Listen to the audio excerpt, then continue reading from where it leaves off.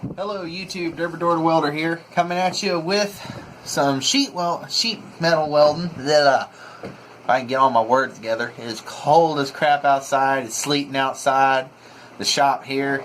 You know, it's the kind of day I'm happy that I have my little itty bitty shack shop. It's not much, but you know, it's something to stay out of weather. So we're going to be doing some welding on some 16 gauge. We're welding together some chain guards. And I'm going to try to keep this video short. My videos have been getting ridiculously too long and just drawn out. So I'm going to try and keep it short. Got some neat tricks I'm going to show you guys. And let's hop into it. So this is what we're essentially fabricating. It's a chain guard. It goes over here on this contraption right there on this cart. Apparently they stick a little blanket over it that makes it look like an animal, and they take it to parties and kids ride it around and such. And of course, you know, kids being rough totally destroyed them. So we're putting these back together. And one of the things is there were lots of chain guards missing from whatever, so we just quickly fabricated up some chain guards. And how I got this initial shape, and took this right here, this was originally straight, and just literally held it and bent it around this right here so it got the same general shape. And then I don't think I have that piece of pipe sitting around, but then I used a piece of pipe, clamped it in a vise like so, and just folded it around that piece of pipe. And then after, you know, getting these ends both parallel, then just kind of tried to fiddly wiggly it up to where it's roughly about the same shape. And it is. For something that you're doing by hand with no kind of sheet forming tools, it's pretty damn good. Now, I did use a shear. I don't personally own a shear, but I have access to one through certain means. And of course, you see there's that back plate there. So I had to fabricate these, and I had a guy, former Air Force EOD, great guy. He showed me a trick on how to make this go a little bit quicker. Don't have access to a plasma cutter, because you can see it in kind of the sharp angles on it. That's because we broke all those angles in a shear. Just popped all those angles, cut, then back to center and cut, around like that. So what we're going to do, we're going to take that, weld that to that, and then our rough edges right there, we're just going to knock down with a grinder real quick, and it'll be good as new. Then we're going to stick our little tabs in here, and we'll drill a hole in them, and they'll bolt up to that right there. So, alright, let's get to it. Also, one real quick thing, guys.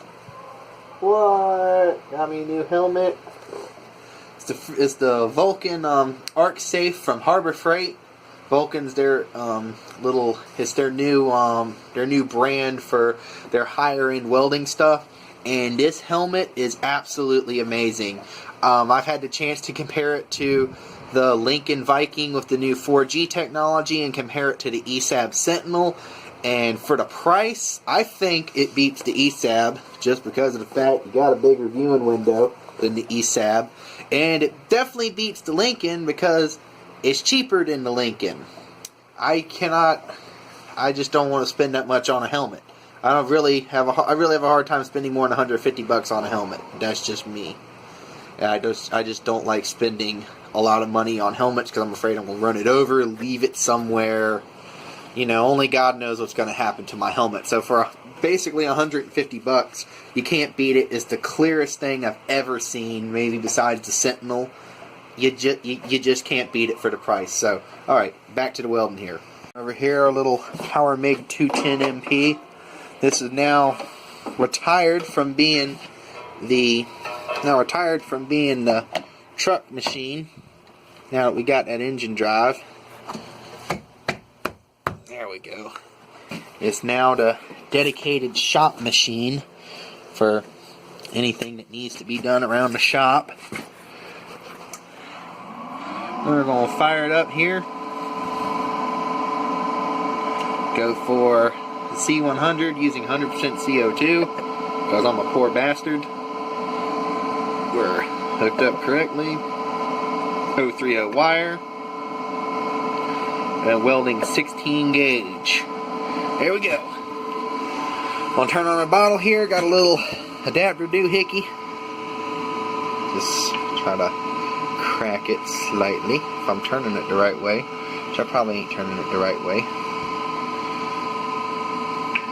There we go. And open it up all the way, back seat it. And it's reading low because it's cold outside. CO2 is very special about that.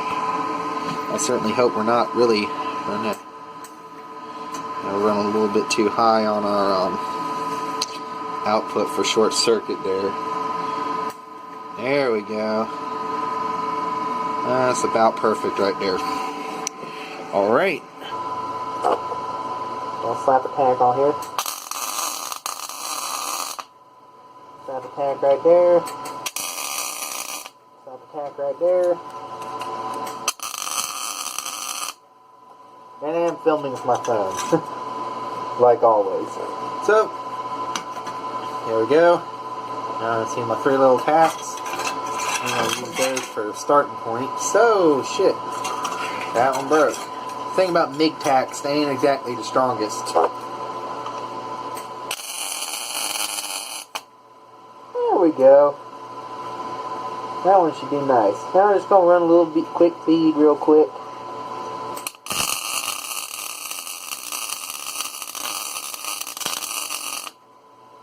Ain't trying to go for the sheet metal. We're not trying to go for any weld porn here. We're just trying to put it together decently and make sure it ain't gonna warp the shit out of it or anything like that. So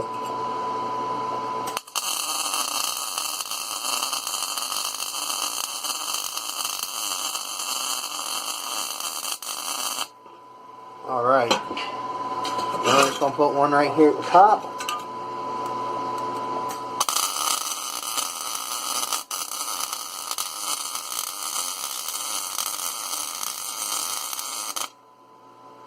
There we go.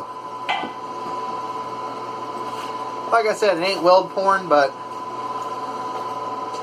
it'll work. It'll work for this. You know, a little gap ain't gonna kill nothing. And there we go. Now, as we go along here, you can see what's going to have to be ground off. And all I gotta do, I just gotta clamp it down, grind that off, and it's gonna look real pretty, guys. This is obviously the next day here, because it's nice and shiny and ain't raining and miserable. There we go. We got our new chain guards fabricated and on there. And they're looking slick as all get out. And I'll just say this is an absolutely miserable job, but it's done. And that's all that matters. Alright, thank you guys for watching. Y'all please be sure to like and subscribe. Y'all have a good day.